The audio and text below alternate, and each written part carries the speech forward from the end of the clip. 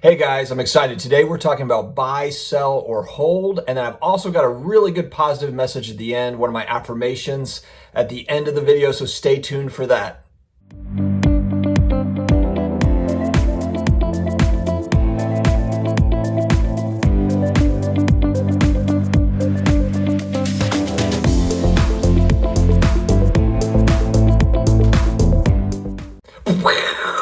Sports card collectors, investors, all of my collectibles friends. It is Wednesday. I can't believe we are midway through the week. I'm excited to be here with you all.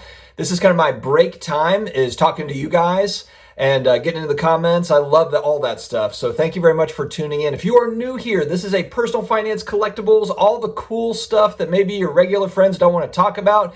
That's the community that we've built here. It is awesome. So please subscribe, karate chop, the like button / notification bell, all the things, I don't know, the stuff that'll help the algorithm find us, help other people find us. I really, really appreciate your help there.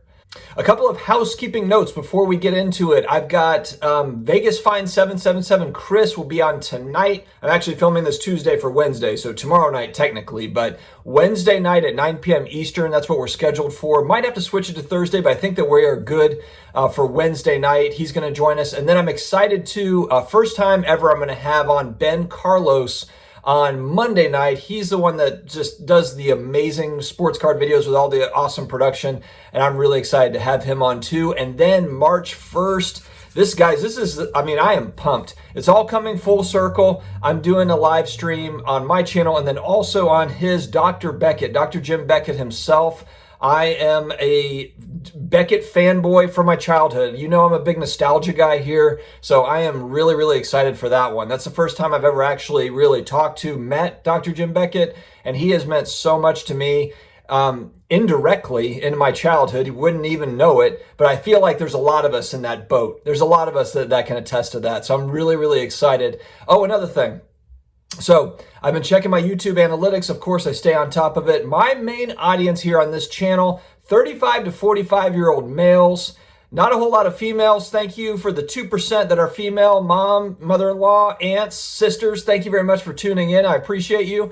But look, the 35 to 45-year-old age bracket is where about 70% of the audience, and then you've got, younger crowd and then also older crowd as well. I appreciate all of you. I am going to I'm going to filter in somewhere in each video an 80s or 90s nostalgic clip just for you guys. So if I do nothing else for you each day when I bring out a video, you will get some sort of 80s, 90s nostalgia thing that maybe you'll remember, and we can enjoy that together. So that's another little value add I'm trying to throw in there, trying to, gather the intel from the audience and deliver something back to you.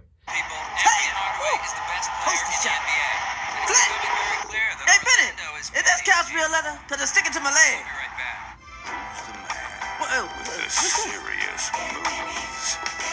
Who's the man with the coolest shoes? The new Air Penny from Nike. All right, when it comes to sports card investing, I get questions every single day, DMs about, should I buy this player, sell this player, hold this player? It's a popular topic, in the sports card world. What should I do? What should I, and there's so many people getting in every day and they're just trying to figure it out. And I understand it. Or it's somebody that has cards and it's like, oh, it's gone up in value some. Should I sell it now? Should I wait? Obviously, I don't give financial advice on this channel. I am just another talking head moron on the internet. So I'm not here to tell anybody what to do. I am no expert whatsoever, but I do like to talk about cards, and I will talk about some generalities here that I try to follow that do help me make these decisions. But also, I think it's okay to adapt your plan.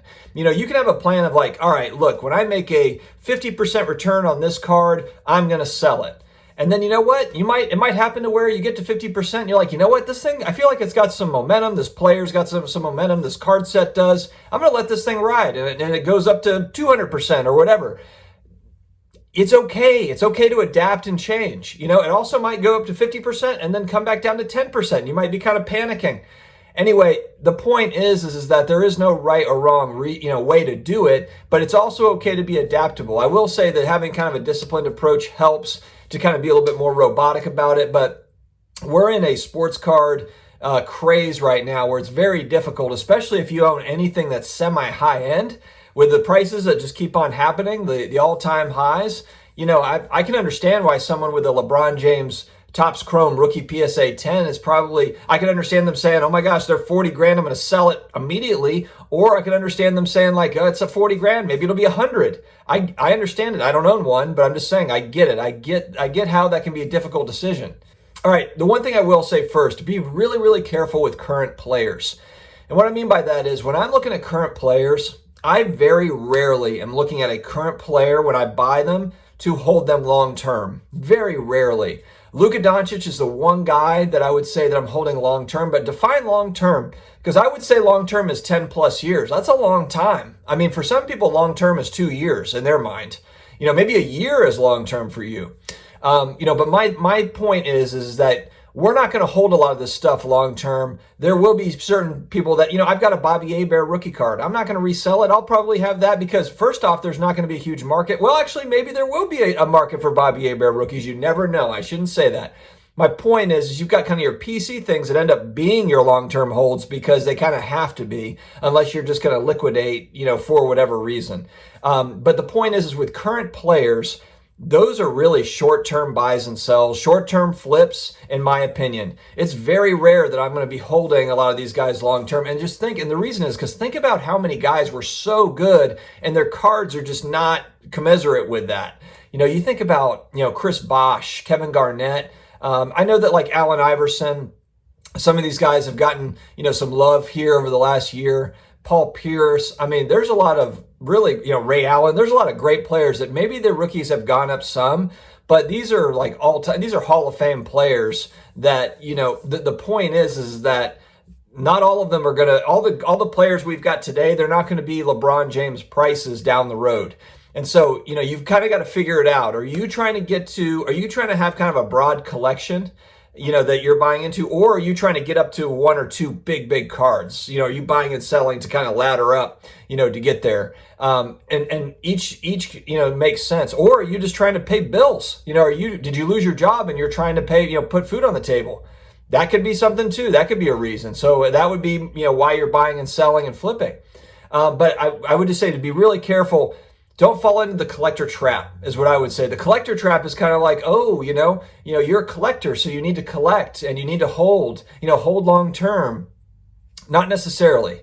There's a lot of this stuff that's not going to be worth anything in 5 years. There's a lot of players that will get injured or they'll phase out. They're great now and they won't be good in 3 years. And then there'll be some players that are not very good now that'll be great in a few years. But the whole point is you've got to take advantage of the ups and the downs, the ebbs and the flows, and just to have a mindset of like, oh, I'm going to hold this current player long term. Unless it's a PC collector thing, that can be holding up capital that you could then be moving into other things. And even if you're just, you want to have a really cool collection, it's not really about the money. A lot of people are not independently wealthy and can just go and just buy all these awesome collector cards. You've got to ladder up and buy and sell to get there. If you're going to think about long-term plays, it's always GOATs. We talk about LeBron, Kobe, Jordan, Wayne Gretzky, Tiger Woods. If you're really serious about holding something for 20 or 30 years, it's got to be something, it's got to be a GOAT, and ideally there's an element of scarcity to it. Ideally. The other thing that's difficult though now is to buy into GOATs, you're spending a lot of money. Prices are at all-time highs. You're getting in, and we just don't know what tomorrow's going to look like. So, that LeBron Topps Chrome at 40 grand, that might be its high. And again, tomorrow it'll probably be 100 or whatever. But my point is that we just don't know where kind of that high is, or it might just kind of trickle up from here. Maybe it's at 40 and it'll go to 41, 42 next year. The point is we just don't know. GOATs are safer for long term. They're already established. I would also say, though, be careful with specific Hall of Famers. Just because a guy's a Hall of Famer doesn't necessarily mean they're a long-term, like a great investment long-term. Isaiah Thomas has won multiple championships. All of those Pistons guys. Joe Dumars, 86 Fleer rookie. Isaiah Thomas. Look at Patrick Ewing for the Knicks. Fantastic player for the Knicks. One of the best centers. Probably a top 100 player of all time. Are people going to want him? Chris Mullin rookie cards. they could very well steadily increase. And the other part is, what types of margins are you looking for? What types of, returns are you happy with over time? Because really, one channel that I think is fantastic, and it's you have to check it out. It's called Alpha Investments. It's a guy, Rudy, that runs it. I think he's been on for 4 years on YouTube. If nothing else, this guy is highly entertaining. His entire channel is about Magic the Gathering cards. That's it, the entire channel. He doesn't talk about anything else. But that's his passion, Magic the Gathering. That's his deal. And the guy he's good at, he's a finance guy. He understands it. I believe he used to work on Wall Street or used to work in finance. And now he just kind of, he decided to go all in on this on his YouTube channel. I think he has 300,000 plus subscribers. The guy's hilarious. I'm not even into Magic the Gathering cards. I don't own one Magic the Gathering card, but I watch his channel because a lot of the mindset is really, really smart. And you can kind of parlay that over into other things. But the one thing he says is that, look, like the S&P 500, if it has an amazing year, it's at 15 to 20%. That's a fantastic year.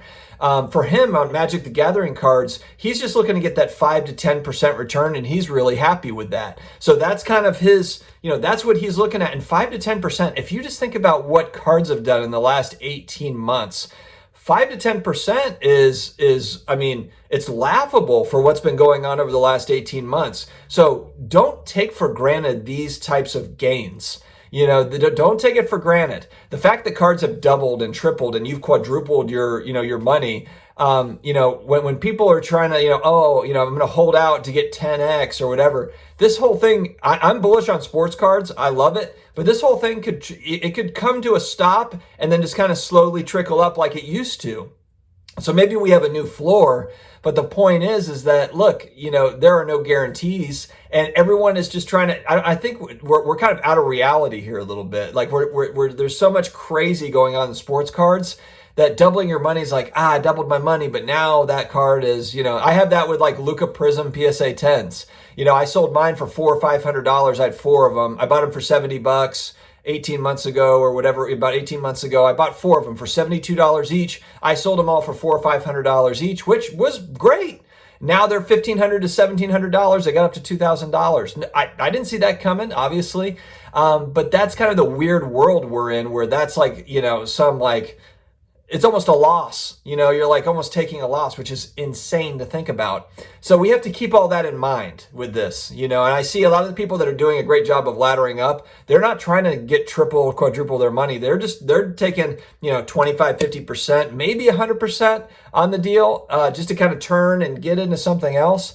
So please keep that in mind too. When we're talking about buying, selling, holding, inevitably you have to make that decision for yourself. Maybe all these cards go up to $1 million each. But just keep in mind like where we came from 18 months ago. And if you're just getting back in now, you've got to go back and kind of take a look at eBay sold listings. You've got to understand that prices were not like this, not even close 18 months ago, not even close. Another good rule of thumb, seasonal buying. So if you can be really disciplined with it, now's the time to buy football cards. Football season just ended. We just had the Super Bowl. Now you're going to see the next, I would say the next 30 days, next 45 days are fantastic football card buying opportunities. It's great because everyone's now focused on basketball and baseball, mainly baseball. I think we're going to kind of see a lot more baseball. There's hockey. There's going to be other things that people are interested in. And you've got Euros for soccer. Maybe soccer cards get a little bit more action. The point is off seasons they're still a great time to buy. Even though we do have a lot more demand now, it doesn't mean that prices just shoot way down, but it still means opportunity typically. There's always spots. You can always pick your spots. There's just so many cards and so much inventory that you're able to do that always. So I would just say that's one great piece of advice. I hear other people saying it too. Buy in the off season, not leading up to the season, not 30 days out from the season starting, but as the season is ending, that is buying season. That's where it's like, there's blood in the water. You got to get in there and get it while you can and be patient to hold for 6 months until that upcoming, like everyone's excited about the season again. And then that can be a good selling opportunity. All right, guys, you've stuck with me this long. I appreciate it. I'm giving you a positive message to to start your day. This is going to come out in the morning. The one thing I was really thinking about it is, we've got to find your happiness. And it might just seem really basic, but what I mean by that is Stop caring what people think about you. And I'm not kidding. I mean, it's not like, haha, yeah, I know. No. I'm really serious. I reached a point where maybe it's like my midlife crisis hitting. We're all going to go through our midlife crisis together. Gather around. But look, a couple years ago, I just really stopped caring. I want my family and friends to like me and to appreciate the decisions I'm making. But if they don't, I don't care. And that is critical. That is critical in everyone's life. Find your passion, whatever that is, whether it's collectibles, cards, whether that's, anything, fishing, boating, bowling, all the B words. I don't know. But find whatever that is and just dig into that. Life is way too short. And I think that, when 2020 happened, when we were kind of, dealing with everything that we're dealing with, I was already there. And then that pushed me over the edge where I was like, you know what, I'm doing this, and that's when I started in March, at the end of March on this channel. And, I'd already been buying and selling cards, already been buying and selling collectibles, but that's what pushed me over the edge to like, hey, let's go build a community. Let's go and make some community out there and just get with some like-minded people. So thank you very much. I've gotten messages from people that have been going through cancer that have thanked me for this being a weird distraction for them, some type of a healthy distraction for them while they've been going through hard times in 2020. And that means everything to me. That means absolutely everything. So this is what we're doing here, guys. We're building a community. I want it to be a positive message. There's a lot to, we can all play devil's advocate on every market and all that. And that's fun to do. And I do the same thing. Look, what goes up must go down. I get it. But I'm not going to let that stuff control my life either. I think it's good to have a healthy skepticism. But you know what? Life is a little too short to let that control, to control me.